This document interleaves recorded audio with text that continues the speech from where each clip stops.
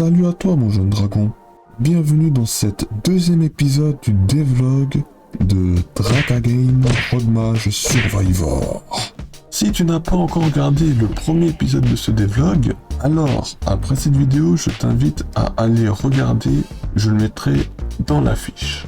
Alors, dans cet épisode, je vais surtout te partager les graphes que j'ai réalisés et un petit peu de code. Bref, passons à la vidéo, mais juste avant, démarre l'intro de Rakan.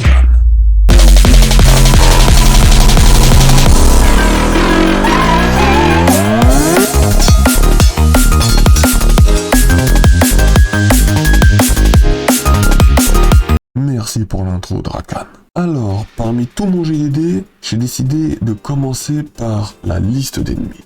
Donc, j'ai commencé par créer quelques croquis, histoire de laisser libre cours à mon imagination. Puis, une fois fait, je décide de dessiner les monstres en détail et en couleur. Aussi, j'ai dupliqué chaque monstre pour qu'il regarde à droite et à gauche.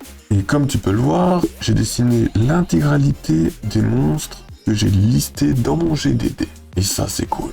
Maintenant que les monstres sont là, je décide de les animer avec le logiciel OpenToon. D'ailleurs, j'ai appris à l'utiliser en quelques heures grâce à une vidéo tuto que je mets en description.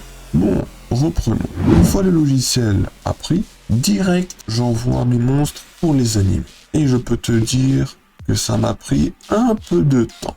Bon, après 100 monstres animés, c'est sûr que ça a pris beaucoup de temps. Prochaine étape, la création des personnages. J'ai commencé à dessiner Drakan. Comme c'est un sorcier de foudre, j'ai teint ses cheveux en jaune pour représenter la foudre. Et pareil pour ses yeux. Après, j'ai fait pareil pour Hermia et Ronald. Puis, j'ai décidé de créer un personnage bonus, et ce personnage aura 3 éléments. Donc, la foudre, le feu et l'eau. Et oui, on dirait l'avatar. Après, il faut juste que je rationalise dans mon GDD, car de base, j'avais pas pensé à créer le personnage bonus. Donc, actuellement, je l'ai pas encore listé dans mon GDD, mais très bientôt, ce sera chose faite. Puis, j'ai créé le boss final. Et le fait qu'il ressemble un peu à Drakan est totalement voulu, car cela fait partie du mode histoire. Et oui, un petit peu d'intrigue, mais j'en dis pas plus. Puis, comme pour les monstres, les personnages, on les anime, ce qui est chose faite. Et pour finir, je suis en train de faire l'UX design du jeu. D'ailleurs, l'écran de menu est déjà opérationnel. Emma.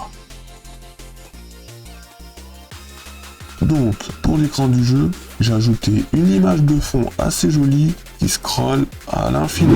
D'ailleurs, tu vois les images de dragon là sous l'image de fond? Je l'ai pris de mon suite Emma. Et oui, l'inspiration totale.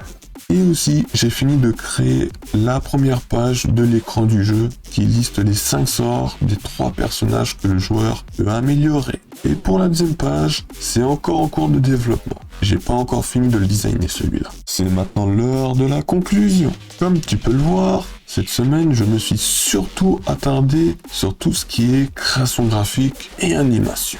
L'objectif pour la semaine prochaine est de finir toute la partie graphique, histoire que je puisse passer à la programmation. Et oui.